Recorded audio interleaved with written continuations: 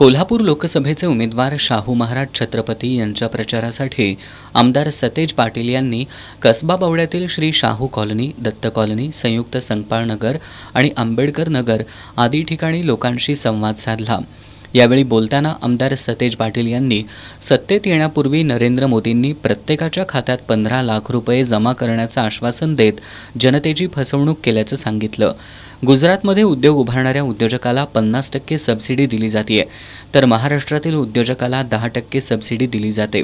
यापूर्वी देशात असं कधी घडलं नव्हतं असं सांगत मोदींच्या काळात कोणताही घटक समाधानी नसल्याचं आमदार पाटील यांनी सांगितलं।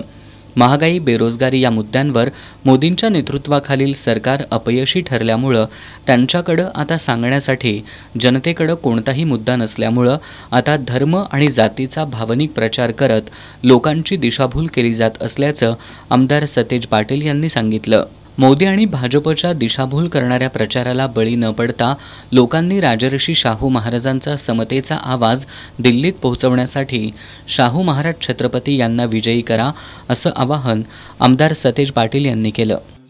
जनादेश संपलेला आहे, भावनिक मुद्दाच केल्याशिवाय तुमची मतं मिळणार नाही हे त्यांना सुद्धा त्या ठिकाणी लक्षात आलेलं आहे आणि म्हणून या प्रचाराला आपण बळी पडायचं का?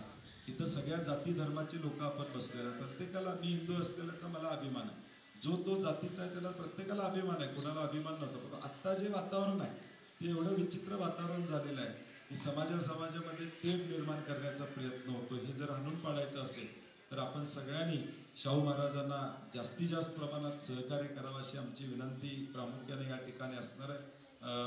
या संवाद दौऱ्यादरम्यान माजी नगरसेवक डॉक्टर संदीप नेजदार, श्रीराम सोसायटीचे माजी सभापती धनाजी गोडसे, संचालक युवराज उल्पे, डॉक्टर दशमिता सत्यजित जाधव, अप्पा कुंभार, सुभाष जाधव, विनायक खामकर, सुभाष गदगडे, प्रसाद वराळे, निशिकांत कांबळे यांच्यासह कसबा बावड्यातील नागरिक उपस्थित होते।